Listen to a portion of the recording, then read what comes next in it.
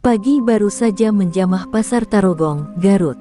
Kabut tipis masih menggantung di antara los-los lapak sayur dan ikan asin, sementara embun belum sempat menguap dari terpal biru dan meja kayu reot. Tapi suasana hati para pedagang tak pernah sebening pagi itu, karena mereka tahu, setiap hari di pasar ini bukan tentang rezeki, tapi tentang bertahan dari bayang-bayang teror seorang preman bernama Ujang Gagak. Suaranya belum terdengar, tapi tekanan kehadirannya sudah terasa. Seperti badai yang datang tanpa hujan. Ujang Gagak bukan hanya preman. Ia adalah mimpi buruk yang menjelma nyata bagi para pedagang kecil. Lelaki bertubuh kekar dengan kulit legam, rambut cepak, dan tato gagak hitam di lehernya itu sudah 10 tahun menguasai pasar Tarogong. Siapapun yang tak membayar uang keamanan akan mendapati lapaknya hancur, barang dagangannya dilempar, bahkan kadang diseret ke lorong sempit di belakang pasar untuk dihajar tanpa ampun. Ia datang setiap hari seperti penjaga neraka yang menagih jiwa.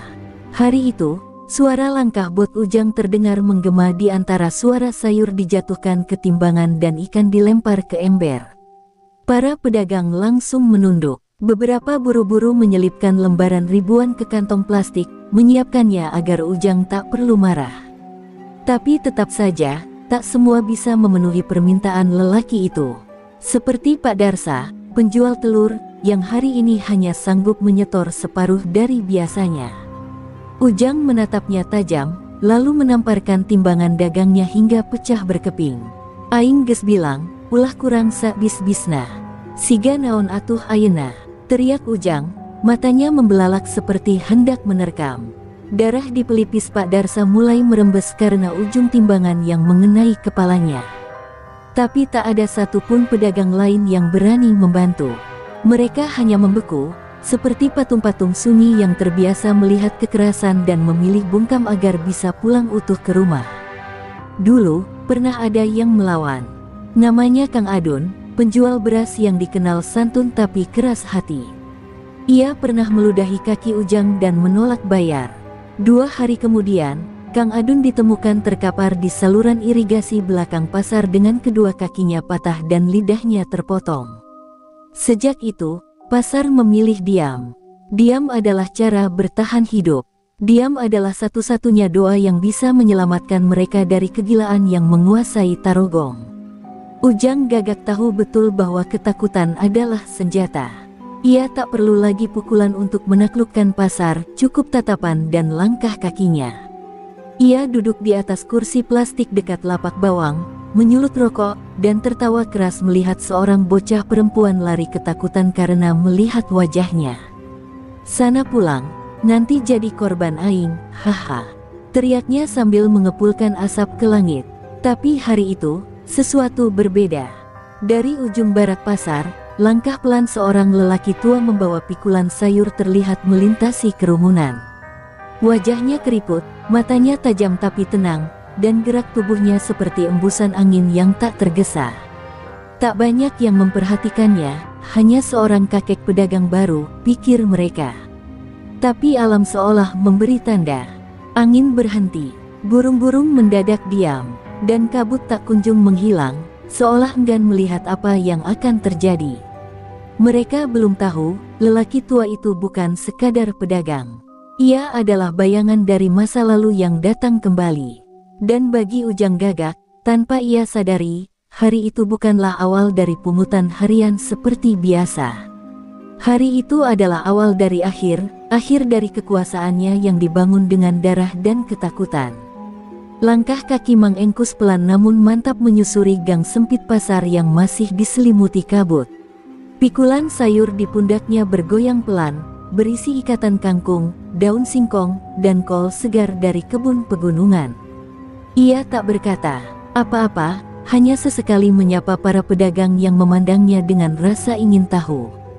Wajahnya tenang, penuh kedamaian, tapi mata tuanya menyimpan sorot tajam seperti bilah keris yang terbungkus sarung. Tidak banyak yang mengenalnya, sebab ini pertama kali ia berdagang di Tarogong. Tapi aura yang ia bawa terasa berbeda, seperti embusan udara dingin sebelum datangnya badai. Beberapa pedagang mulai memperhatikan sosok itu. Siapa kakek itu? Bisik seorang ibu penjual pisang. Kayaknya bukan orang sini, timpal penjual tempe.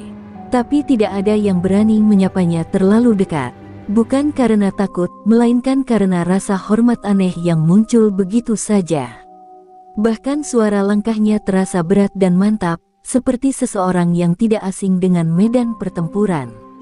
Ketika ia meletakkan pikulannya di dekat los kosong dekat tukang ayam, angin sempat bertiup pelan, dan dedaunan berguguran dari langit-langit seng pasar. Tak ada yang sadar, tapi pasar seperti menahan napas. Ujang Gagak yang tengah tertawa bersama anak buahnya mendadak diam. Insting lamanya sebagai anak mantan jawara limbangan menangkap sesuatu yang tidak beres. Matanya menyipit menatap Mang Engkus dari kejauhan. "Si saha eta?" gumamnya pelan. Anak buahnya, Cebol Tony, menjawab santai, "Paling mah tukang sayur anyar, bos. Biarin aja, entar juga ikut setor." Tapi Ujang tetap diam. Rokoknya mati tanpa ia sadari, dan bulu tengkuknya berdiri, seperti bertemu sesuatu yang familiar dan berbahaya. Mang Engkus duduk bersila di depan lapaknya. Ia mengelap keringat di dahinya dengan ujung kain sarung, lalu mulai menata sayurannya satu persatu dengan sabar. Tapi tatapannya sekali-sekali mengarah ke arah Ujang. Bukan penuh benci, bukan pula takut, lebih seperti seorang guru yang sedang menilai muridnya yang sesat. Dari dalam batinnya, ia merapal doa perlindungan. Bukan untuk dirinya, melainkan untuk pasar ini, untuk semua jiwa yang telah terlalu lama dibungkam oleh ketakutan. Di masa mudanya, Mang Engkus bukanlah orang sembarangan. Ia murid dari seorang jawara tua di pegunungan Papandayan, pemilik ilmu ajian tapak wesi, ilmu tua yang membuat telapak tangan sekeras besi dan tubuh tahan terhadap bacokan senjata. Tapi sejak peristiwa tragis puluhan tahun lalu, Mang Engkus menghilang dari dunia persilatan. Ia memilih jalan damai, bercocok tanam, dan menjauhi konflik. Namun setelah mendengar kabar bahwa pasar Tarogong jatuh ke tangan preman bertato gagak, hatinya tergetar. Ia tahu, ini waktunya turun gunung. Menjelang siang, Mang Engkus sudah melayani beberapa pembeli. Wajah-wajah pembelinya tampak heran sekaligus nyaman, entah mengapa, mereka merasa aman berada dekat kakek itu.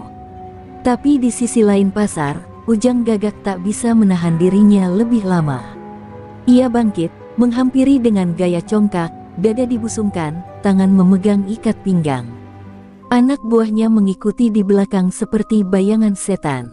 Suasana pasar menegang kembali. Langkah demi langkah Ujang mendekati Mang Engkus seperti macan lapar yang hendak menerkam mangsa. Mang Engkus tidak berdiri, tidak pula menunjukkan tanda gentar.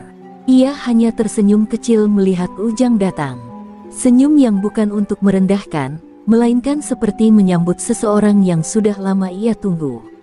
"Aing geus denger soal maneh," kata Ujang dengan nada tinggi. "Di pasar ieu, teu aya nu bisa jualan tanpa izin aing. Taya pengecualian, apalagi keur tukang sayur sepuh." Tapi sebelum Mang Engkus sempat menjawab, angin kembali bertiup. Daun kol di lapaknya bergetar pelan. Matanya menatap Ujang lurus, lalu berkata lembut, "Hati-hati, nak. Kau berjalan di atas jalan yang tak akan lama bertahan."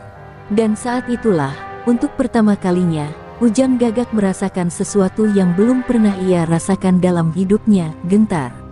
Sejak tatapan tenang Mang Engkus menembus dadanya, Ujang Gagak merasakan amarah membara dalam rongga dada. Ia mengacak-acak rambut cepatnya, lalu memandang anak buahnya dengan mata menyala. "Kalian lihat sendiri, kakek itu menantang harga mati. Besok kita hajar lapaknya," geramnya. Suara serak menembus hingar pasar. Cebol Tony dan dua rekannya saling berpandangan. Raut mereka campur aduk antara takut dan bersemangat, karena bagi mereka, amarah bos adalah komando tak terbantahkan. Malam harinya, Ujang mengumpulkan pasukan di gudang tua di belakang pasar. Tiang-tiang kayu retak menengahi sinar remang lampu bohlam. Dengan suara pelan namun berat, Ujang memerintahkan, "Besok pagi, sebelum azan subuh, kita hancurkan lapak sayur tua itu. Biar ia tahu pasar ini milik kita." Gemuruh persetujuan terdengar, Tapi hati kecil Ujang tahu, perlawanan kakek itu tak semudah lapak yang bisa dihancurkan. Ada sesuatu di balik senyumnya yang membuat darahnya mendidih. Pagi berikutnya, pasar Tarogong masih diselimuti kabut tipis. Sebelum Ujang dan anak buahnya muncul, Mang Engkus sudah terjaga, duduk bersila sambil merapal mantra kecil. Pikulannya telah ditinggal di samping, tapi energinya seperti memancar, membentuk aura tak terlihat. Seketika, pedagang sayur lain merasakan hawa dingin merayap di punggung. Mereka bergidik bukan karena takut, melainkan kagum sekaligus khawatir. Mereka tahu, Mang Engkus menyiapkan sesuatu yang agung. Ketika azan subuh berkumandang, Ujang gagak menjatuhkan kakinya di pintu masuk pasar. Ia menahan napas, menatap lurus ke lapak Mang Engkus. 4 anak buahnya meniru gerakannya, bersiaga dalam keheningan yang mencekam. Dengan satu isyarat, mereka menyerbu. Tangan kekar mencengkeram kayu, kaki bersiap menghantam. Namun, begitu setapak mereka melangkah mendekat, tiupan angin tiba-tiba kencang menerpa, membuat tenda lapak Mang Engkus berderak. Bau rempah dan tanah basah menyatu, menciptakan irama magis yang menahan bahkan amarah Ujang. Cebol Tony mengayun kayu, berusaha merobohkan meja sayur. Tapi pukulannya terhenti di udara, seakan ada kekuatan tak terlihat yang menahan. Kayu itu bergetar, lalu terlepas dari genggaman Tony dan melayang perlahan, mendarat dengan lembut di tanah. Anak buah Ujang terperangah, matanya membelalak. Ujang gagak mendengus, meremas ikat pinggangnya hingga jari-jarinya memutih. "Siapa yang berani menggagalkan perintahku?"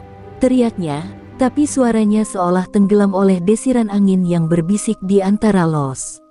Mang Engkus menoleh, suaranya halus namun tegas, "Ajian tapak wesi bukan sekadar ilmu pukul, nak.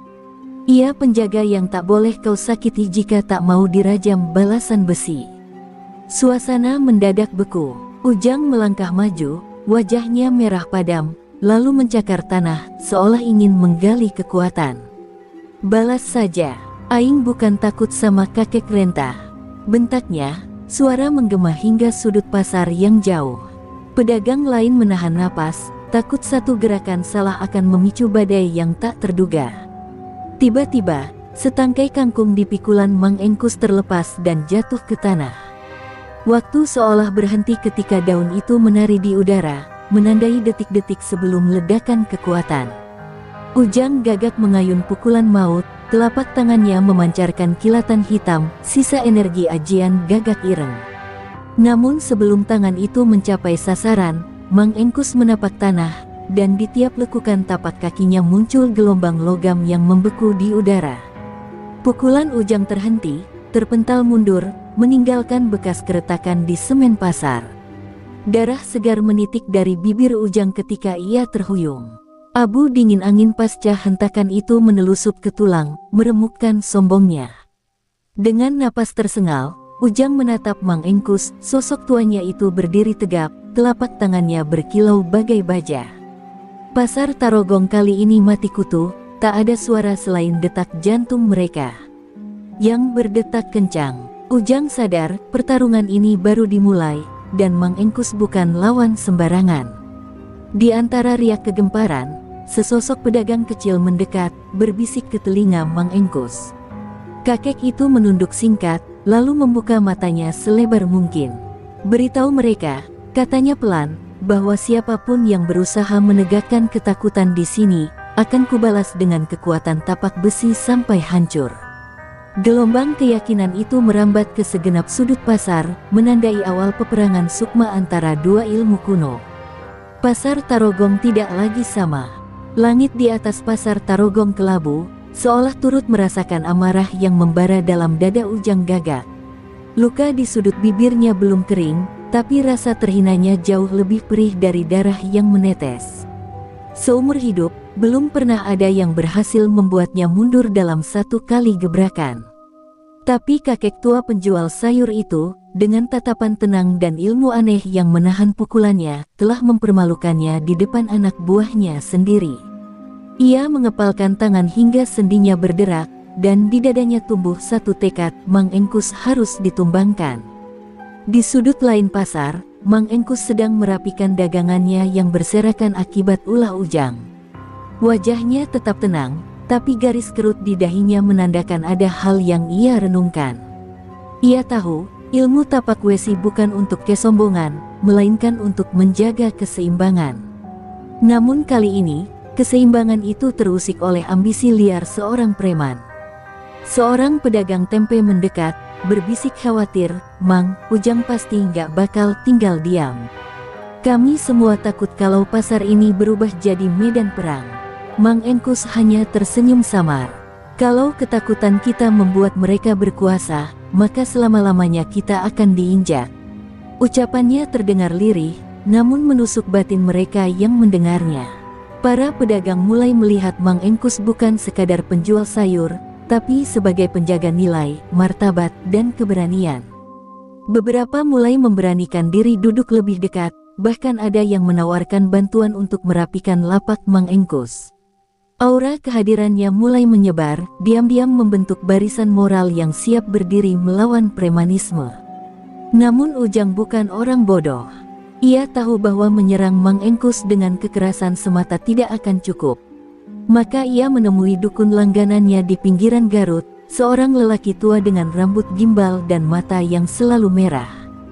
"Aku ingin kau berikan aku kekuatan yang bisa merobek tubuh kakek itu," ujar Ujang dengan suara serak. Sang dukun hanya terkekeh sambil menaburkan abu di atas bara. "Kalau kau siap kehilangan sebagian dari jiwamu, aku bisa bantu.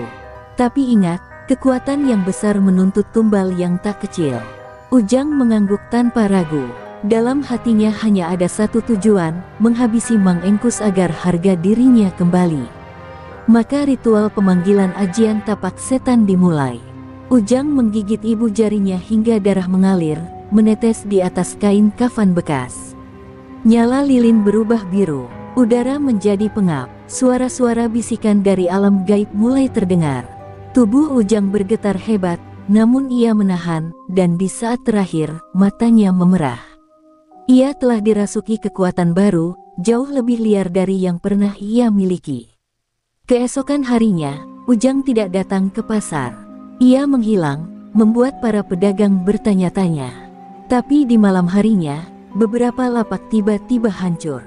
Sayur mayur berhamburan, tenda-tenda rubuh, dan di tengah kekacauan itu, tertulis dengan darah ayam merah di dinding pasar, "Besok giliranmu, Engkus." Para pedagang gemetar, kengerian menyelimuti pasar yang biasanya riuh. Mereka tahu, ini bukan lagi soal preman biasa. Ini sudah masuk ke ranah ilmu hitam. Mang Engkus berdiri menatap tulisan itu, tanpa mengucap sepatah kata. Ia kemudian menunduk, mengambil sejumput tanah dari bawah lapaknya, lalu menggenggamnya kuat-kuat. "Kalau memang harus begini jalannya," gumamnya pelan, "aku tidak akan lari." Ia berjalan pulang malam itu dengan langkah lambat namun pasti. Di rumah, ia membuka peti tua warisan gurunya. Di dalamnya, tergeletak kain putih bersulam rajah kuno. Ia menggulung lengan bajunya, lalu mulai merapal mantra tingkat tinggi dari ajian tapak wesi. Ia tahu, perang besar tak bisa dihindari, dan darah mungkin akan jatuh. Di luar, angin mulai berhembus kencang. Daun-daun berjatuhan, dan langit Garut mulai berubah muram. Pertarungan antara dua kekuatan tua akan segera meledak, bukan hanya antara Ujang Gagak dan Mang Engkus, tapi antara kegelapan dan cahaya yang sudah lama bertarung di pasar ini dalam diam. Langit malam di Tarogong seperti kain hitam yang tercabik, awan-awan menggulung disertai kilatan petir yang menyambar tanpa ampun. Suasana pasar yang biasanya sudah sepi di malam hari kini terasa mencekam, seolah ada sesuatu yang tak kasat mata sedang mengintai. Di ujung pasar, di dekat gudang sayur tua yang sudah tak digunakan lagi, suara langkah berat terdengar perlahan, membawa hawa dingin dan aroma dupa hitam yang menyengat. Itu Ujang Gagak, tapi bukan Ujang yang sama. Di matanya kini menyala merah menyiratkan kegilaan. Di tangannya tergenggam sebilah besi pendek yang menghitam, seperti telah diasapi bertahun-tahun dalam upacara gelap. Di tengah pasar, para pedagang yang tinggal di kios malam hari mulai merasa gelisah. Mereka berbisik satu sama lain, menyebut nama Mang Engkus dengan nada cemas. Tak sedikit yang sudah bersiap untuk mengungsi, tapi tak ada yang berani benar-benar pergi. Mereka merasa seolah jika mereka pergi, mereka menyerahkan pasar pada kegelapan. Namun harapan mereka hanya satu, kakek penjual sayur yang kini menjadi pelindung diam-diam dari kejahatan pasar. Sementara itu, Mang Engkus tengah duduk bersila di dalam gubuk tuanya, menatap kosong ke nyala lampu semprong. Di depannya, asap dupa melingkar pelan, dan di lututnya terhampar sebongkah batu kali hitam, peninggalan gurunya dulu. Ia sedang merapal inti ajian tapak wesi yang hanya boleh digunakan saat keadaan sudah mendesak. Tubuhnya memancarkan hawa hangat yang tak terlihat, tapi bisa dirasakan oleh siapapun yang berada dekat. Di dadanya terpatri niat, ia tak akan membiarkan satu preman menguasai pasar yang sudah ia jaga dengan diam selama bertahun-tahun. Tiba-tiba, teriakan menggema dari sisi pasar. Seorang pemuda penjaga warung kopi melarikan diri, tubuhnya penuh luka seperti dicakar binatang. Ujang datang. Dia bukan manusia lagi. Matanya merah, Mang. Suara itu cukup membuat beberapa orang langsung menutup pintu kios dan menyalakan dupa atau jimat warisan orang tua mereka. Tapi semua tahu, satu-satunya yang bisa menghadapi Ujang malam ini hanya satu orang, Mang Engkus.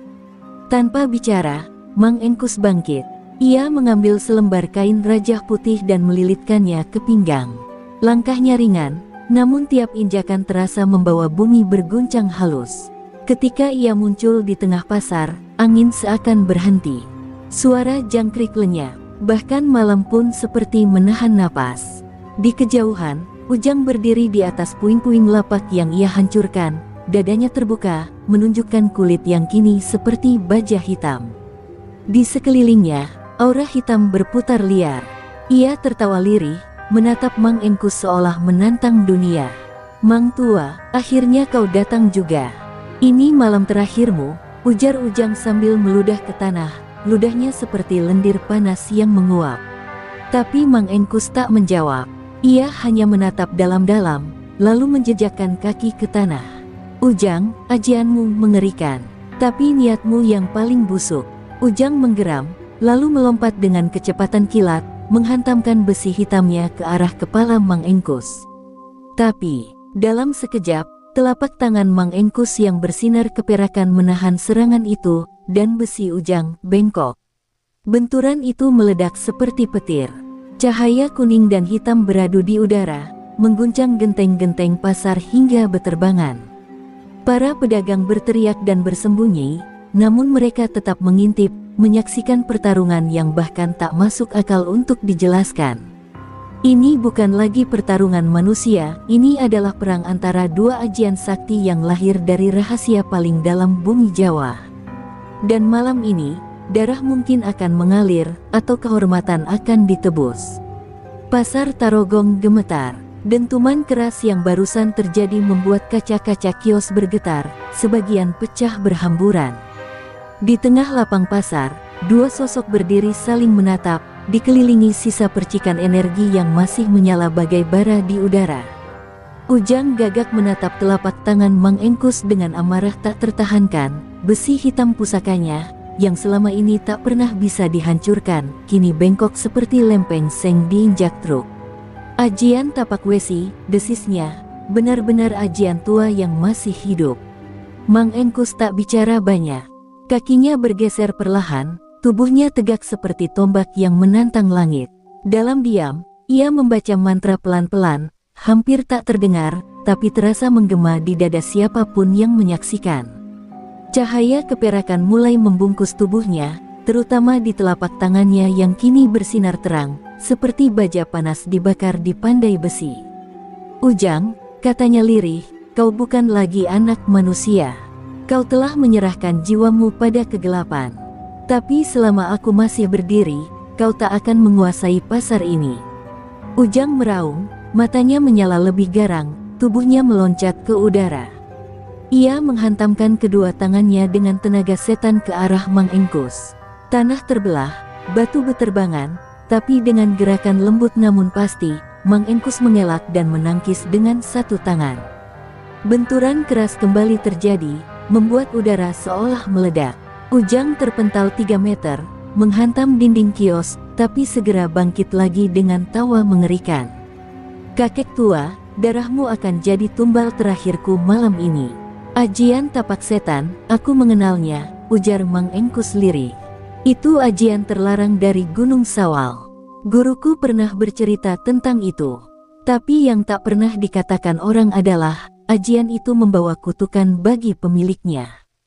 Semakin kuat kau, semakin cepat ajalmu." Ujang tampak terdiam sejenak, napasnya memburu. Di balik kekuatannya, tubuhnya mulai memerah, urat-urat hitam tampak menonjol di leher dan lengannya. Ajian itu memang memberi kekuatan luar biasa, tapi juga memakan raga perlahan-lahan. Namun Ujang tak peduli. Ia melompat lagi, kali ini dengan kecepatan luar biasa, memecah udara malam. Mang Engkus mengunci kedua telapak tangannya ke depan. Ketika Ujang menghantamkan pukulan, ia menahan dengan tapak wesi secara utuh. Suara ledakan kembali terjadi. Getaran terasa hingga ke bawah tanah. Cahaya putih terang membelah malam sesaat. Saat debu mengendap, Ujang terlihat tersungkur, lututnya menyentuh tanah. Tangan kanannya mengucurkan darah hitam pekat, tanda ajian yang mulai melukai tuannya sendiri. Mang Engkus terengah, tubuhnya juga tak lagi muda. Ia tahu bahwa pertarungan ini tak bisa ia tunda lama-lama. Tapi di tengah kepedihan dan kelelahan, ia masih memegang teguh satu hal, ini adalah tentang menjaga kebaikan. Tentang berdiri di hadapan kebengisan, meski sendiri. "Ujang, kau masih bisa kembali. Hentikan ini, jangan kau jadi budak setan hanya demi kekuasaan pasar." Tapi Ujang menatapnya dengan sorot beringas. "Terlambat, Mang, jiwaku sudah dijual. Dan kalau malam ini aku tumbang, aku akan membawa kau bersamaku." Dengan teriakan keras, ia membanting kedua telapak tangannya ke tanah. Tanah pasar terbelah, dan dari bawah muncul semburan asap hitam, aji serangan pamungkas, ledakan sukma setan. Mang Engkus berdiri kokoh, memusatkan seluruh tenaganya ke telapak tangan. "Tapak wesi, wahyu terakhir," serunya lantang. Langit terbelah oleh cahaya dan kegelapan yang saling berbenturan. Ledakan dahsyat itu mengguncang langit Tarogong. Kilatan putih dan hitam saling berbenturan, mengoyak udara dengan suara seperti raungan harimau terluka. Atap-atap pasar bergetar hebat, genteng-genteng berjatuhan, dan beberapa kios roboh karena tekanan gelombang energi yang luar biasa. Para pedagang yang mengintip dari kejauhan langsung tiarap, sebagian menangis dalam doa, berharap bumi tidak membelah malam itu. Dua kekuatan ajian bertubrukan, tapak wesi milik Mang Engkus dan ledakan sukma setan milik Ujang Gagak. Dunia seakan berhenti berputar sejenak. Ketika asap mengendap, di tengah lapang pasar, Mang Engkus berdiri sempoyongan, darah mengalir dari pelipis dan sudut bibirnya. Tubuh tuanya tampak ringkih, namun matanya masih menyala penuh tekad. Di depannya, Ujang Gagak terduduk dengan napas tersengal, tubuhnya luka-luka, dan kulitnya yang semula menghitam kini tampak melepuh. Urat-urat ajian di tubuhnya berdenyut tak karuan, seperti ular liar yang hendak keluar dari balik kulit. Ia menggertakkan gigi, lalu tertawa pelan, tawa getir yang penuh dendam dan kepasrahan. "Aku belum kalah," desis Ujang sambil berusaha berdiri, namun lututnya tak mampu menopang tubuhnya lagi. Dari mulutnya keluar darah hitam pekat, dan matanya mulai berubah sayu. Ajian sukma setan memang memberikan kekuatan hebat, namun seperti yang dikatakan Mang Engkus, ia juga membawa kutukan yang perlahan menggerogoti dari dalam. "Kenapa kau masih berdiri, Mang? Tubuhmu jelas lebih tua, tapi kau belum tumbang," gumam Ujang, nyaris seperti bicara pada diri sendiri. Mang Engkus menatapnya dengan getir. "Karena yang berdiri di sini bukan cuma tubuhku, Yang, tapi niatku, dan doa dari mereka yang tertindas." Ia berjalan perlahan mendekati Ujang, setiap langkahnya terasa berat, namun pasti. Para pedagang mulai bermunculan dari persembunyian, melihat sang kakek penjual sayur berjalan seperti ksatria tua dari cerita dongeng. Beberapa dari mereka meneteskan air mata, melihat betapa besar pengorbanan lelaki renta itu untuk melindungi mereka dari kehancuran. Ujang mengangkat kepala perlahan, matanya berair, bukan karena rasa haru, tapi karena amarah yang sudah menjadi abu. Dulu aku juga cuma orang biasa, Mang, tapi tak ada yang peduli. Aku diinjak, dihina, diludahi. Dunia pasar ini kejam, dan aku hanya ingin berkuasa, agar tak lagi diinjak. Ujang terbatuk keras, darahnya kembali keluar, kini dari hidung dan telinganya. Ajian gelap itu benar-benar mulai membakar jiwanya dari dalam. Ia menjerit, bukan karena sakit fisik, tapi karena sisa-sisa harga diri yang kini hancur. Mang Engkus berhenti tepat di depan Ujang, lalu berlutut perlahan. Kekuasaan yang dibangun dari kebencian akan memakan dirimu sendiri, Yang. Kau bisa saja menguasai pasar, tapi hati dan hormat orang lain tak bisa kau paksa. Dengan lembut, Mang Engkus menaruh tangannya di dada Ujang. Sebuah cahaya keperakan mengalir pelan. Ia mencoba menenangkan energi gelap di dalam tubuh musuhnya. Tak lagi sebagai lawan, tapi sebagai sesama manusia yang pernah juga merasa terpinggirkan oleh kerasnya hidup. Ujang terdiam. Untuk pertama kalinya malam itu, ia menunduk dan menangis, bukan karena kalah, tapi karena sadar bahwa dirinya tersesat terlalu jauh. Tubuhnya mulai melemas, aura gelap yang menyelimutinya perlahan pudar. Maafkan aku, Mang, aku hanya ingin dianggap ada. Suara Ujang menghilang bersama angin malam. Ia terjatuh pingsan di pelukan Mang Engkus. Pasar Tarogong sunyi kembali. Hanya suara jangkrik yang terdengar, menyambut malam yang akhirnya damai setelah lama dicekam ketakutan. Malam di Pasar Tarogong terasa seperti baru saja melalui kiamat kecil. Angin berhembus pelan, membawa bau darah, debu, dan bara dendam yang belum sepenuhnya padam. Ujang Gagak kini dirawat di sebuah gubuk sederhana di pinggir pasar, dengan tubuh yang terbalut luka dan ajian yang telah lumpuh. Sementara itu, Mang Engkus hanya duduk di kursi reyot depan warung sayurnya, menatap langit malam yang sepi. Ia tidak merasa menang, yang ia rasakan hanya kelelahan jiwa, seperti sebuah jiwa tua yang baru saja menahan beban satu desa di punggungnya. Namun, ketenangan itu tak bertahan lama. Dari kejauhan, langkah-langkah berat terdengar memasuki pasar. 4 pria bertubuh besar dengan mata penuh amarah mendekat. Mereka adalah anak buah Ujang Gagak yang selama ini bersembunyi di luar kota, menjaga jalur-jalur gelap peredaran upeti dan pemalakan. Mereka datang bukan sekadar menjemput sang bos, tapi juga membawa pesan dari seseorang yang lebih berbahaya, Abah Derajat, guru sekaligus dalang di balik gelapnya kekuasaan Ujang. Si tua itu yang bikin Ujang hampir mati. Tanya salah satu dari mereka sambil menendang lapak sayur Mang Engkus. Sayur mayur berhamburan, menciptakan kekacauan kecil yang memancing amarah pedagang sekitar. Tapi tak seorang pun berani maju. Mereka tahu, ini bukan sekadar lanjutan dari konflik lama. Ini adalah pembukaan babak baru, yang lebih kejam, lebih berdarah. Mang Engkus berdiri perlahan, menatap para pria bertato yang kini mengelilinginya. Napasnya masih belum stabil sejak pertarungan terakhir, namun wibawanya belum luntur. Aku tidak melukai Ujang untuk menang, aku hanya menyadarkan dia bahwa kekuasaan yang dibangun di atas derita orang lain akan runtuh oleh kebenaran. Suaranya pelan, tapi tegas, seperti gemuruh yang mendahului badai. Namun para preman itu tertawa meremehkan, seolah ucapan itu hanya petuah kakek renta yang sudah kehilangan taring. Salah satu preman mendekat dengan pecut baja di tangan. Kalau kau memang kuat, ayo. Lawan kami berempat, kami nggak takut sama ajian tapak wesimu, Mang. Di balik ejekan itu, ada rasa gentar yang disembunyikan. Mereka tahu nama Mang Engkus kini telah melegenda setelah pertarungan dengan Ujang.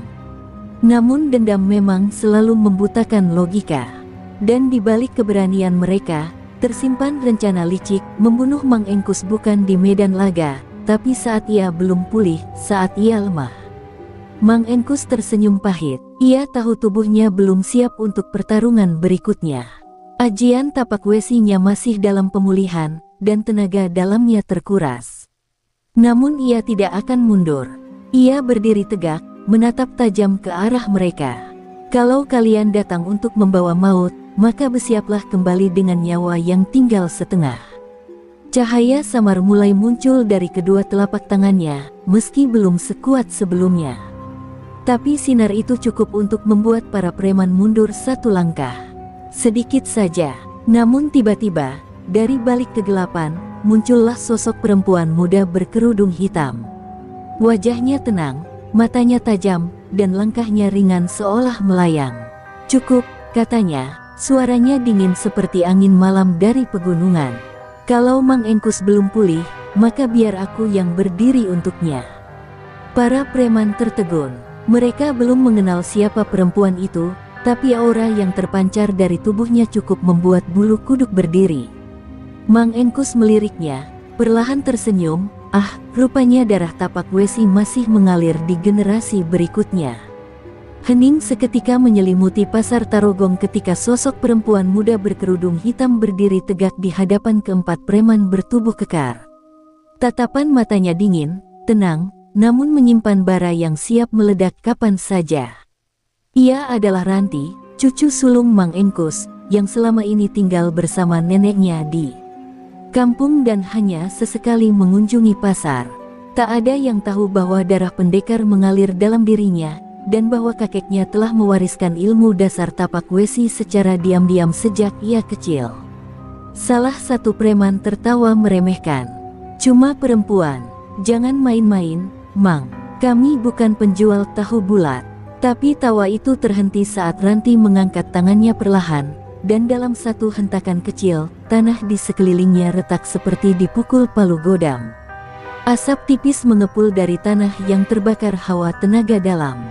Para pedagang yang tadinya mengintip dari kejauhan langsung membelalak. Bahkan Mang Engkus pun terkejut. Ranti rupanya telah melatih ilmunya secara diam-diam lebih dalam dari yang ia bayangkan. "Yang kau hadapi bukan perempuan biasa," ucap Mang Engkus lirih, napasnya masih belum stabil. "Ia adalah darah dagingku, pewaris ajian tapak Wesi yang kukunci sejak kecil agar tidak membakar dunia sebelum waktunya." Ranti tidak menoleh ke arah kakeknya. Fokusnya tajam, matanya hanya tertuju pada empat preman di depannya. Ia tahu, ini bukan hanya tentang melindungi sang kakek. Ini tentang warisan, tentang kehormatan, dan tentang menunjukkan pada dunia bahwa perempuan pun bisa menjadi garda terakhir kebenaran. Preman pertama menyerang, mengayunkan golok panjang berlapis racun yang biasa digunakan untuk mematahkan ajian lawan. Namun dalam sekejap, Ranti menghindar, mencengkeram tangan si preman dan menghantamkan siku ke ulu hatinya. Suara tulang patah terdengar seperti ranting kering diinjak. Preman itu terkapar, mulutnya berbusa, tak sadarkan diri. Tiga lainnya kini mulai ragu, tapi gengsi dan dendam membuat mereka tetap maju, menyerang bersama dari tiga arah. Ranti bergerak seperti bayangan. Cepat, gesit, namun setiap gerakannya membawa daya rusak luar biasa. Salah satu lawan berhasil mendaratkan pukulan ke punggungnya, namun tangan Ranti mencengkeram lengan itu dan memutarnya hingga tulangnya copot dari sendi. Dua sisanya kini tak lagi percaya diri. Mereka mundur perlahan, namun langkah Ranti justru semakin ringan, nyaris tak menyentuh tanah.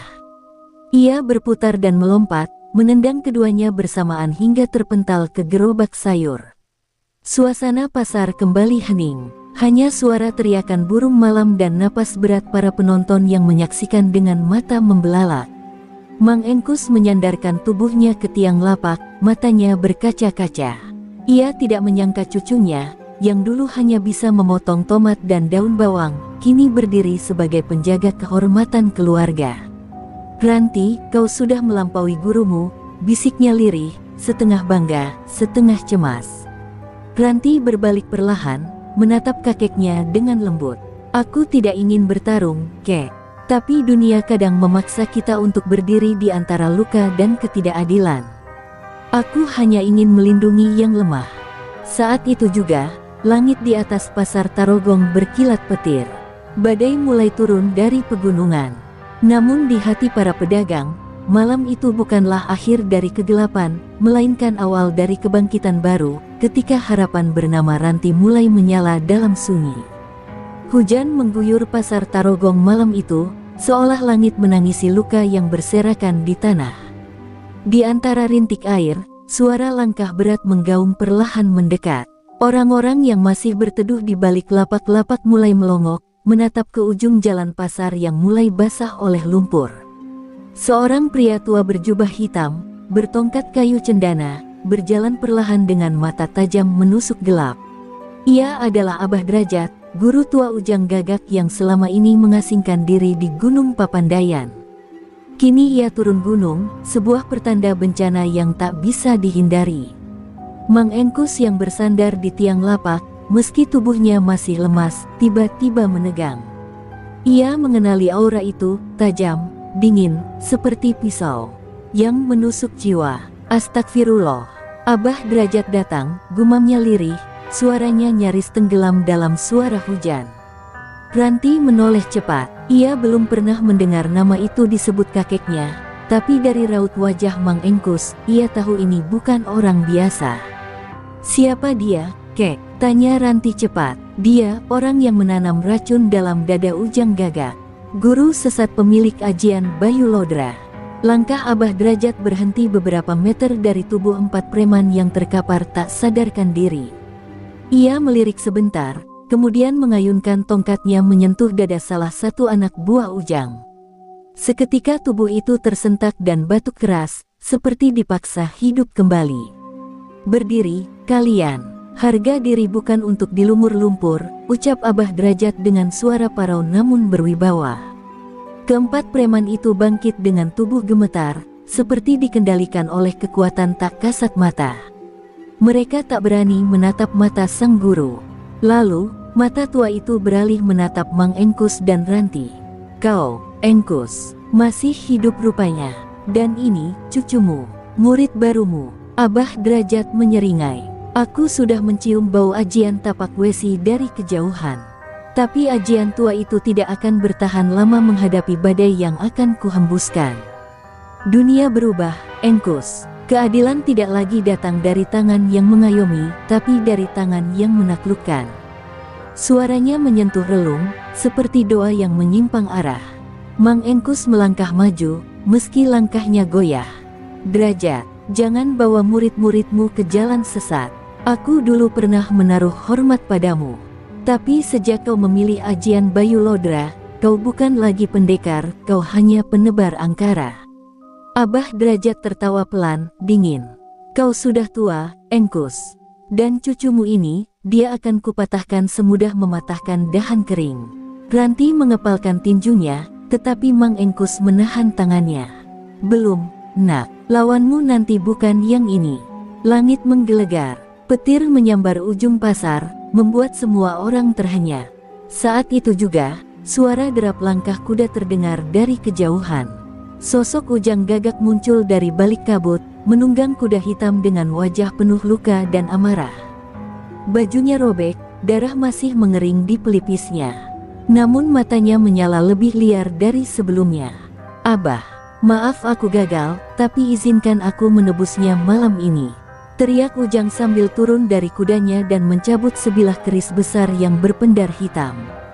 Ranti melangkah maju, berdiri tegak di tengah pasar yang licin.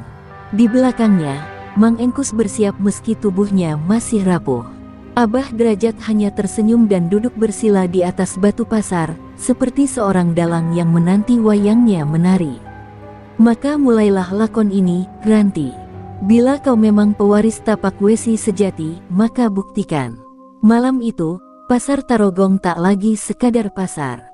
Ia telah berubah menjadi panggung pertarungan dua generasi, dua jalan hidup, dan dua takdir yang tak bisa lagi dipisahkan. Malam menegang, seolah seluruh semesta menahan napas.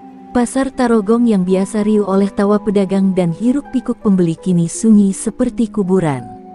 Hanya suara hujan yang masih jatuh dari langit, membasahi tanah yang akan menjadi saksi pertarungan dua kekuatan kuno, ajian tapak wesi milik Mang Engkus dan Ranti, melawan ajian Bayu Lodra warisan Abah Derajat yang kini mengalir deras dalam tubuh Ujang Gagak. Aura mencekam merayap di setiap sudut, membuat para pedagang yang sembunyi di balik lapak tak berani bernapas keras. Ujang Gagak berdiri dengan dada membusung, keris hitam bergetar di tangannya. "Kau pikir bisa menjatuhkanku hanya dengan cucumu yang bau kencur itu, Engkus?" teriaknya. Suara menggema. Ranti maju, tubuhnya menggigil bukan karena takut, tapi karena energi ajian yang mulai mengalir kuat dalam dirinya. Ia tahu, ini bukan sekadar pertarungan membela diri, tapi menebus kehormatan kakeknya dan semua pedagang kecil yang selama ini diinjak-injak. Mang Engkus hanya mengangguk, perlahan membuka kancing baju lusuhnya, memperlihatkan dada yang dipenuhi rajah kuno. "Ranti, ingat petuah kakek, tapak wesi bukan untuk menyerang, tapi untuk menghentikan." Ujang Gagak meraung, lalu melompat ke udara dengan kekuatan luar biasa.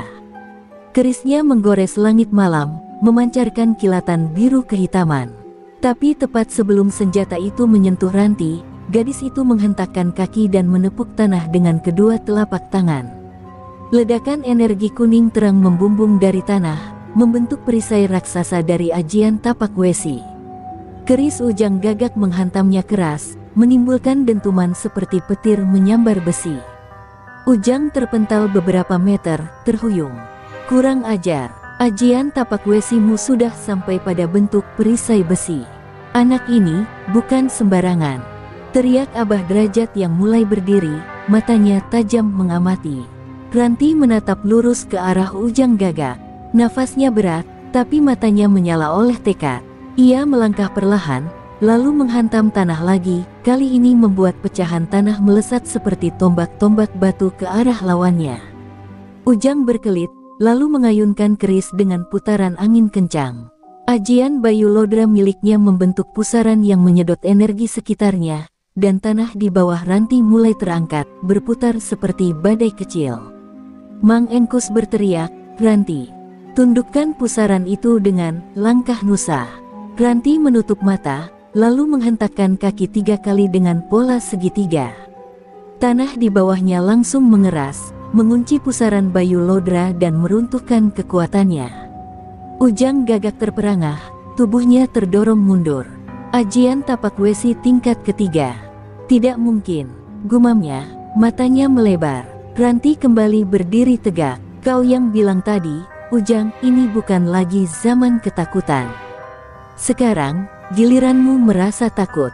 Abah Derajat mendengus geram. "Cukup, Ranti, kau terlalu berbahaya untuk dibiarkan hidup." Ia mencabut sebatang paku besi dari tongkatnya, lalu melemparkannya ke tanah. Seketika tanah bergetar dan sosok bayangan hitam muncul dari dalam bumi, makhluk gaib penjaga ajian Bayu Lodra, bertaring dan bermata merah. Pasar Tarogong bergetar. Pertarungan belum usai, justru baru saja memasuki babak yang lebih mengerikan. Bayangan hitam yang muncul dari tanah itu menyerupai sosok manusia, tapi tak sepenuhnya manusia.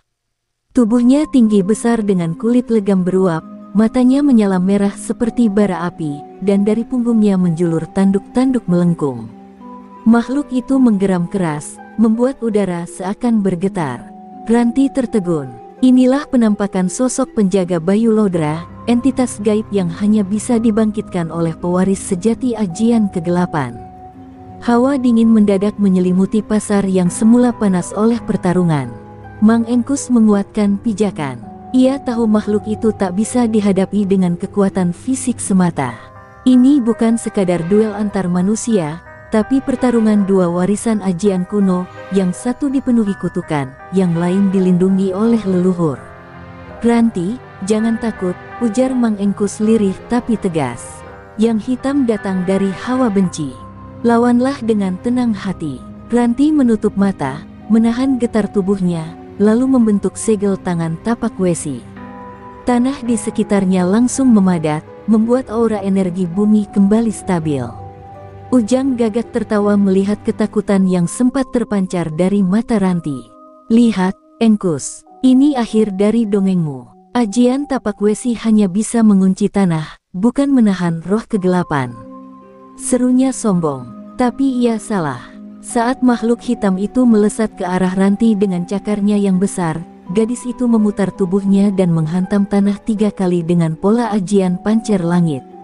Tanah terbuka, memunculkan pilar cahaya yang membungkus tubuhnya. Makhluk itu menabrak perisai cahaya dan terdorong mundur, meraung kesakitan. Dari balik perisai, Ranti membuka mata. Kini pandangannya lebih tajam. Ia tidak hanya melindungi diri, tapi mulai memahami bagaimana ajian kakeknya bekerja lebih dalam.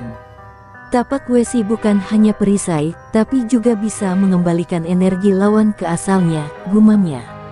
Ia mengangkat tangan dan menggambar segel di udara, lalu menghantam tanah dengan pukulan pangkal akar. Getaran muncul dari inti bumi, menghantam kaki makhluk itu hingga tubuhnya terguncang hebat. Abah derajat terbelalak, itu mustahil. Itu jurus terakhir yang hanya dimiliki oleh tetua tapak Wesi kuno. Bocah ini, bagaimana dia bisa menguasainya? Sementara itu, Mang Engkus tersenyum lirih. Dalam batinnya, ia tahu bahwa cucunya telah melewati ambang batas murid biasa. Dalam waktu singkat, Ranti telah menjelma menjadi pewaris sejati ajian tapak Wesi, dan kini berdiri sejajar dengan leluhur yang dulu membentuk ilmu itu. Makhluk hitam itu kembali melompat, kali ini dengan cakarnya menyatu menjadi tombak bayangan. Tapi sebelum senjata itu sampai pada Ranti, tanah di bawahnya mencuat tajam, membentuk ribuan duri batu yang menyerang balik.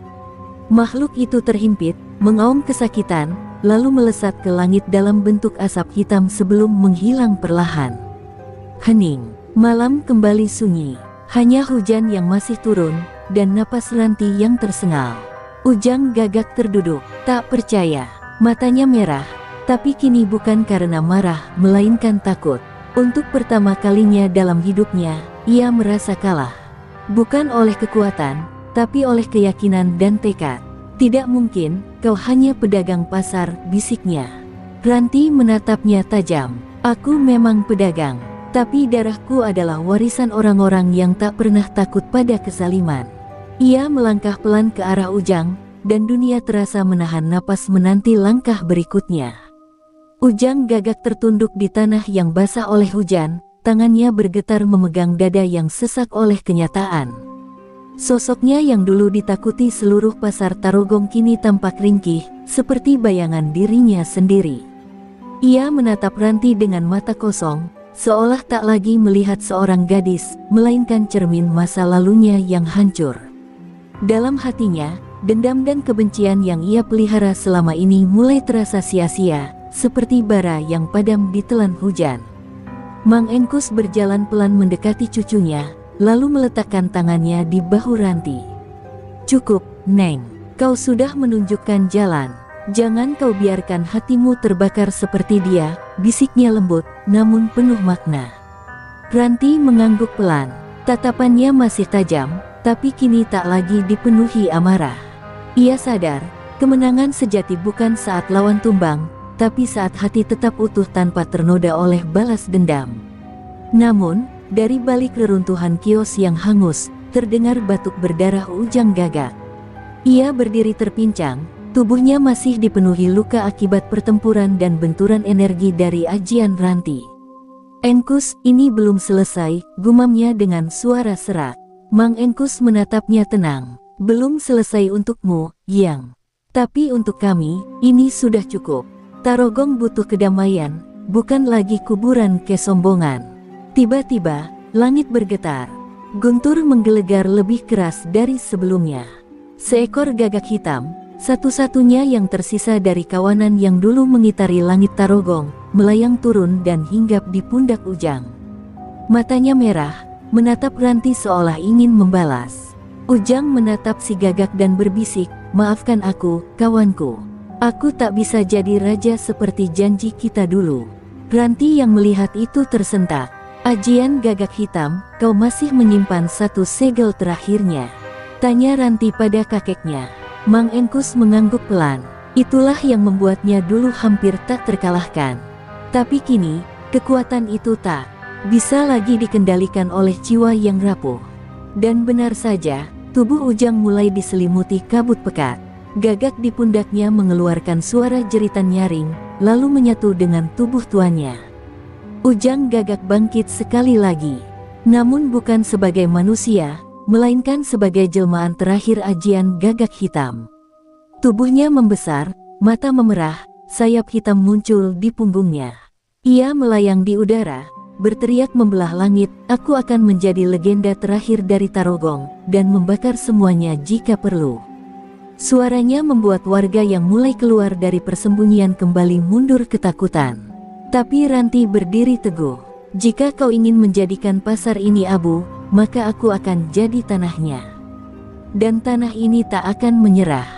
Dengan cepat ia membentuk lingkaran segel dengan kedua tangannya, memanggil inti ajian tapak wesi dari kedalaman bumi. Sebuah pilar logam berkilau perlahan naik dari tanah, membungkus tubuhnya dalam cahaya tembaga yang bersinar terang, menandai dimulainya pertarungan terakhir.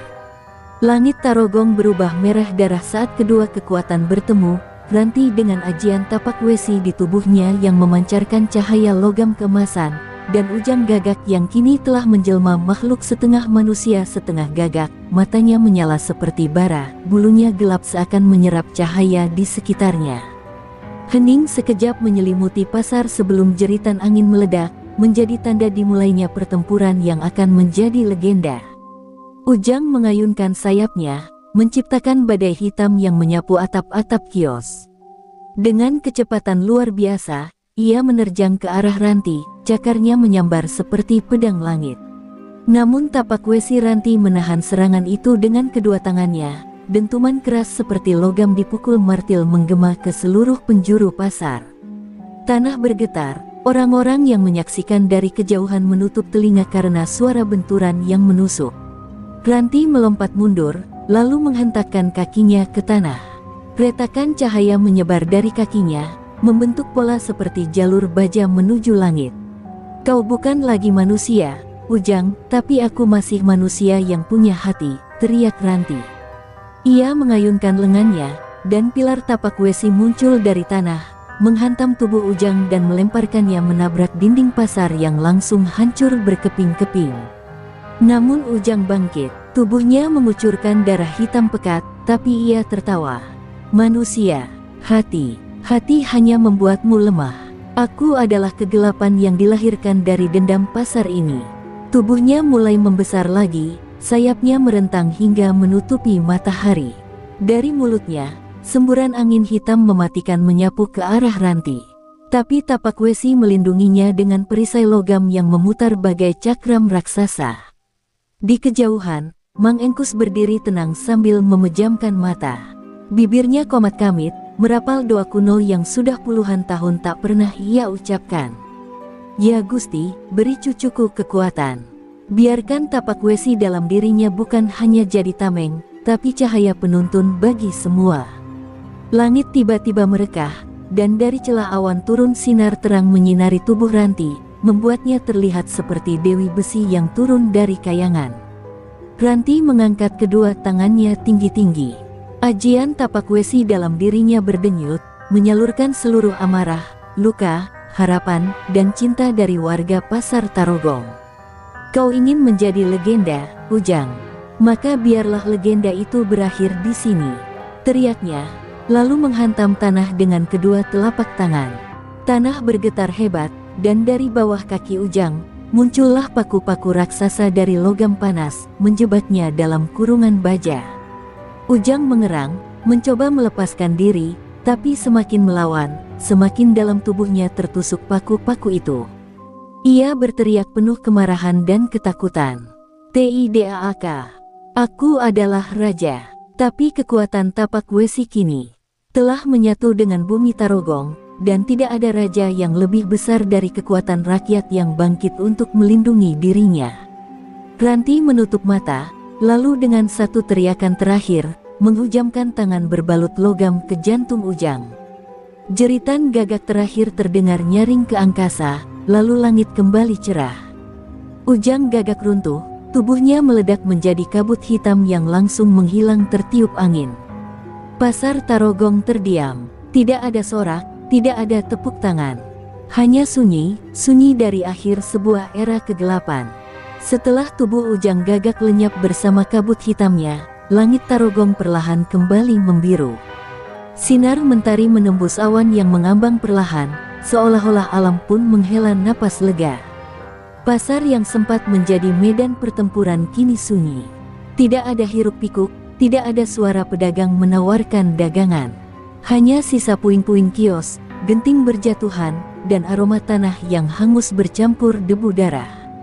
Ranti berdiri di tengah reruntuhan, tubuhnya masih bersinar samar oleh sisa energi ajian tapak wesi. Nafasnya terengah, lututnya mulai goyah. Darah segar mengalir dari sudut bibirnya, tapi dia menahan sakitnya dengan menggertakkan gigi. Ia menatap ke arah langit sebentar, lalu menunduk, menyentuh tanah yang masih hangat. Sudah selesai, Aki, bisiknya lirih, sebelum tubuhnya roboh perlahan ke tanah. Mang Engkus yang berlari terlatih menghampiri cucunya segera mengangkat tubuh Ranti dengan pelukan penuh cinta dan haru. Tangannya yang renta bergetar ketika menyentuh wajah cucunya yang pucat. "Kamu sudah cukup, Neng, udah, istirahat dulu," ucapnya dengan suara yang hampir pecah. Air mata Mang Engkus jatuh satu persatu, menetes ke pipi Ranti yang tersenyum meski matanya nyaris tertutup.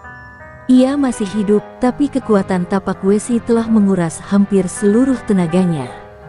Warga mulai berdatangan perlahan dari balik reruntuhan dan tembok. Mereka menatap dengan wajah bingung dan campur aduk. Ada yang menangis, ada yang bersujud, dan ada pula yang hanya berdiri mematung, belum sepenuhnya percaya bahwa teror Ujang Gagak telah berakhir. Salah satu pedagang tua berbisik pelan, "Kita masih hidup, kita benar-benar masih hidup." Pak RT Tarogong, yang sedari tadi menyaksikan dari kejauhan, akhirnya memberanikan diri maju. Ia menggenggam tangan Mang Engkus, lalu bersujud di depannya. "Mang, kami semua berutang nyawa, dan pasar ini berutang darah kepada Ranti. Tolong, izinkan kami menjaga dia sekarang. Dia pahlawan kami." Mang Engkus hanya mengangguk pelan, matanya tak berhenti menatap wajah cucunya yang masih tak sadarkan diri. Angin sejuk bertiup dari arah gunung, membawa aroma bunga kopi dan daun basah. Suasana pasar yang hancur kini mulai berubah menjadi tempat berkabung dan pengharapan. Beberapa warga mulai mengumpulkan puing-puing, menyingkirkan kayu dan atap yang runtuh, sambil menenangkan anak-anak yang menangis ketakutan. Mereka tahu, esok segalanya tak akan lagi sama, tapi pagi ini mereka bebas. Di salah satu sudut pasar, terlihat bayangan samar seorang lelaki tua berpakaian serba putih memandangi kejadian itu dari kejauhan. Matanya menatap Mang Engkus dan Ranti tanpa kata, sebelum ia menghilang di telan kabut tipis. Mungkin hanya khayal, atau mungkin ada yang lebih besar sedang memperhatikan semua ini dari balik tabir dunia. Dan di atas pasar yang kembali sunyi, seekor burung pipit kecil hinggap di tiang yang hampir roboh, berkicau nyaring, seolah menyambut fajar baru di Tarogong. Era Ujang Gagak telah berakhir. Tapi cerita belum selesai. Kabut pagi masih belum sepenuhnya hilang dari langit Tarogong. Aroma tanah basah bercampur arang bekas pertempuran masih menggantung di udara. Di dalam rumah kayu tua yang sederhana, Ranti terbaring dengan tubuh dibalut kain hangat. Keringat dingin masih membasahi dahinya. Napasnya pelan dan teratur, tapi jiwanya belum sepenuhnya pulih. Di samping ranjang, Mang Engkus duduk sambil memegangi tangan cucunya. Matanya yang renta sembab, tapi penuh keteguhan. Ia tahu, Ranti telah mewarisi beban yang lebih berat dari sekadar ajian. "Tapak wesi bukan hanya kekuatan," bisik Mang Engkus lirih pada diri sendiri, "tapi sumpah. Sumpah untuk menjaga mereka yang lemah." Kata-kata itu seperti gema dari masa lalu, suara gurunya dulu, Kiai Gentarasa, yang menanamkan dalam-dalam ajian sakral itu ke dalam darah dan tulangnya. Kini, warisan itu berpindah. Dan Mang Engkus tahu, waktunya hampir habis. Dunia butuh generasi baru, tapi harga dari pewarisan kekuatan kadang terlalu mahal. Di luar rumah, warga pasar sibuk membangun ulang lapak-lapak yang hancur. Tapi meski tubuh mereka sibuk, hati mereka masih dibebani trauma. Banyak yang tak bisa tidur sejak malam itu. Beberapa anak masih terbangun dengan jeritan ketakutan. Nama Ujang Gagak mungkin sudah lenyap, tapi bayangannya masih melekat dalam setiap dinding dan gang kecil Pasar Tarogong. Rasa takut, seperti hantu, enggan pergi begitu saja. Pak RT datang membawa kabar dari balai desa. Katanya, pemerintah akan datang mengecek kerusakan dan memberi bantuan. Tapi wajahnya menegang saat ia menyampaikan satu hal yang membuat dada Mang Engkus bergetar. Ada kabar bahwa kelompok bayangan yang dulu mendukung Ujang Gagak mulai bergerak. Mereka tak percaya Ujang bisa dikalahkan oleh seorang pedagang tua dan cucunya. Mereka ingin balas dendam. Mang Engkus menatap langit yang mulai menggelap oleh mendung. Hatinya cemas. Ia tahu, Ujang hanyalah satu dari banyak kepala naga. Memotong satu tak berarti mengakhiri semuanya. Dan dengan warisan tapak wesi sekarang berada di tubuh Ranti, banyak mata akan tertarik, bukan hanya manusia, tapi juga yang kasat mata. Dunia gelap tak suka jika terang mulai tumbuh. Saat malam mulai turun, Ranti membuka matanya perlahan. Pandangannya masih buram, tapi ia bisa melihat sosok kakeknya di sampingnya. "Aki," ucapnya lirih, "aku masih hidup." Mang Engkus menahan air mata, mengangguk, lalu menggenggam tangan cucunya lebih erat. "Iya, Neng, dan dunia masih butuh kamu." Tapi jauh di lubuk hatinya, Mang Engkus tahu anak ini belum siap menghadapi badai berikutnya. Tak lama setelah itu, terdengar ketukan di pintu. Seorang lelaki berpakaian serba putih berdiri di ambang pintu, tubuhnya kurus tapi sorot matanya tajam. "Saya datang bukan untuk mengganggu," ucapnya dengan nada berat, "namaku Ki Gentarawi, dan saya datang karena ajian tapak wesi telah bangkit kembali. Ada bahaya yang lebih besar dari Ujang Gagak. Ranti harus belajar sekarang." Mang Engkus menatap lelaki itu dalam-dalam. Dunia yang ia coba sembunyikan dari Ranti kini datang menjemput. Di titik ini, tak ada jalan kembali. Dan tapak wesi telah memilih pemiliknya yang baru. Malam menggigil di atas langit Tarogong. Kilat membelah gelap sesekali, seolah alam ikut mengawasi peralihan takdir. Di dalam rumah kayu tua itu, Ranti duduk bersila menghadap Ki Gentarawi. Sorot matanya belum pulih betul, tapi semangat di dalam dirinya mulai menyala. Ki Gentarawi menatapnya dengan pandangan menembus, seolah bisa melihat ke dalam jiwa. Ajian tapak wesi bukan sekadar pukulan kebal bacok. Ia adalah perpanjangan kehendak tanah. Bila kau tak menyatu dengan tanah ini, kekuatanmu akan memakan jiwamu sendiri, ucapnya berat. Mang Engkus duduk tak jauh, wajahnya penuh duka dan bangga yang berbaur. Ia tahu ajian ini telah menyelamatkan banyak orang, tapi juga telah mengubur banyak jiwa. Ia hanya berharap Ranti mampu memikul beban itu. Di luar rumah, angin mulai bertiup kencang, membawa aroma bunga Kamboja dan bau tanah basah, tanda bahwa sesuatu dari alam gaib mulai membuka pintunya. Ki Gentarawi lalu menggenggam segenggam tanah dan menaburkannya ke atas bara kecil. Asap mengepul, menyebar memenuhi ruangan. Dari kepulan asap, muncul bayangan-bayangan para penjaga lama. 3 sosok berjubah bayangan duduk bersila mengelilingi Ranti. "Mereka adalah penjaga akar tanah," kata Ki Gentarawi, suaranya berubah serak. "Para pemegang ajian tapak wesi yang telah gugur. Kini mereka akan menilai, apakah kamu layak menjadi pewaris sejati, atau hanya akan menjadi bayang-bayang kekuatan." Ranti merasa tubuhnya mendadak berat, jantungnya berdentam. Salah satu bayangan itu melangkah ke arahnya. Sosok wanita tua dengan rambut menjuntai dan mata kosong. Ia berbicara, tapi tanpa suara, hanya gema di dalam kepala Ranti.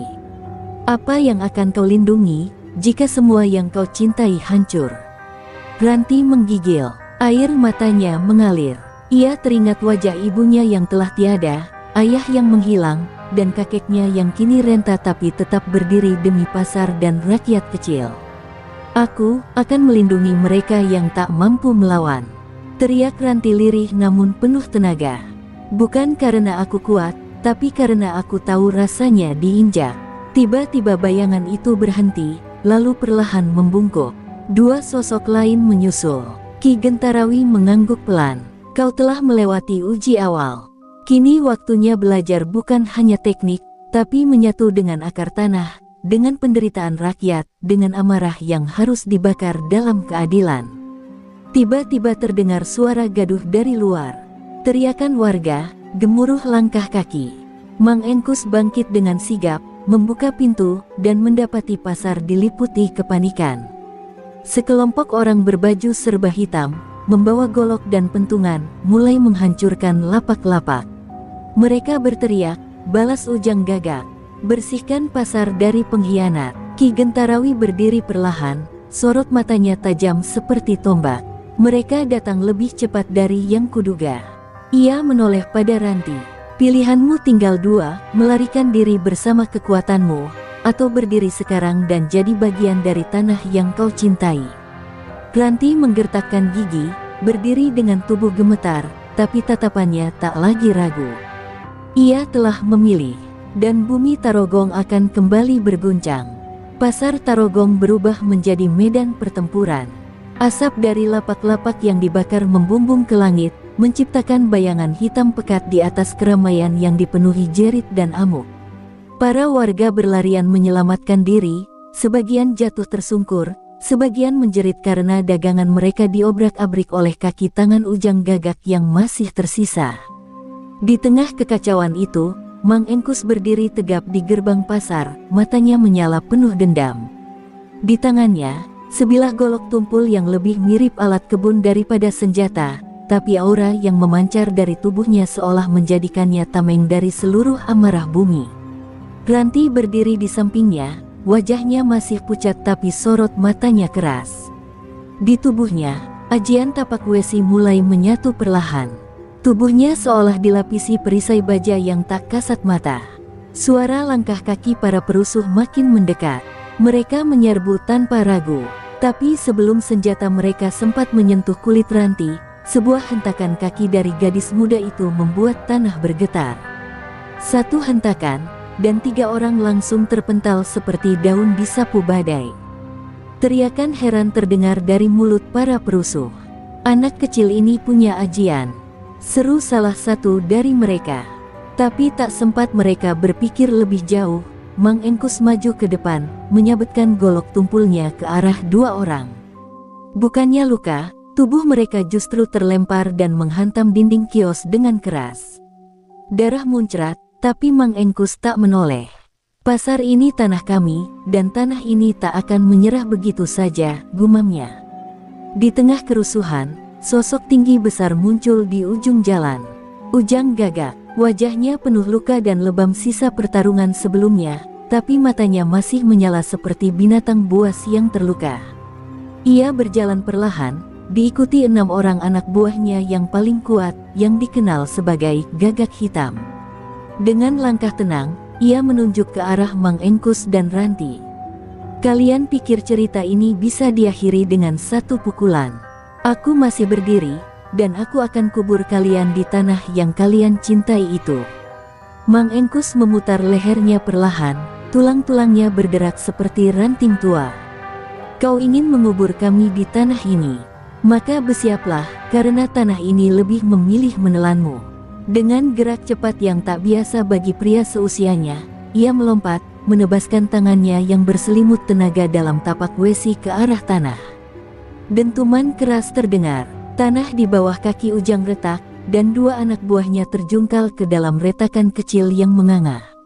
Ranti pun tak tinggal diam. Dengan sorot mata yang tajam, ia menghadapi 2 anggota Gagak Hitam. Serangan golok menghujam ke arah tubuhnya, namun setiap bacokan terpental seolah menabrak baja. Ia membalas dengan pukulan telak ke dada lawannya, sebuah serangan ajian tapak wesi murni. Terdengar suara retak tulang, dan lawannya langsung tersungkur tak bergerak. Ujang Gagak kini tinggal sendiri, tubuhnya gemetar. Untuk pertama kalinya, matanya memperlihatkan sesuatu yang tak pernah ia tunjukkan sebelumnya, rasa takut. Ia menatap Mang Engkus dan Ranti, 2 sosok yang kini berdiri seperti penjaga bumi. Dalam lirih, ia berkata, ini bukan kekuatan manusia." Tapi Mang Engkus menjawab tegas, "Benar. Ini kekuatan hati, kekuatan tanah, kekuatan rakyat yang tak akan pernah kau pahami." Dengan satu pukulan terakhir ke tanah, Ujang gagak terpental, dan tubuhnya jatuh tepat di tengah pasar yang ia coba kuasai. Diam, tak bergerak, dan malam pun kembali hening. Pasar Tarogong, yang nyaris hancur, kini berdiri dalam diam yang suci. Para warga mulai keluar perlahan, menyaksikan Mang Engkus dan Ranti yang berdiri dengan nafas terengah tapi penuh kemenangan. Mereka tahu, pasar ini telah diselamatkan bukan oleh kekerasan, tapi oleh cinta yang dalam terhadap tanah, dan tekad yang tak bisa dibeli dengan uang ataupun ancaman. Tanah ini tidak akan menyerah.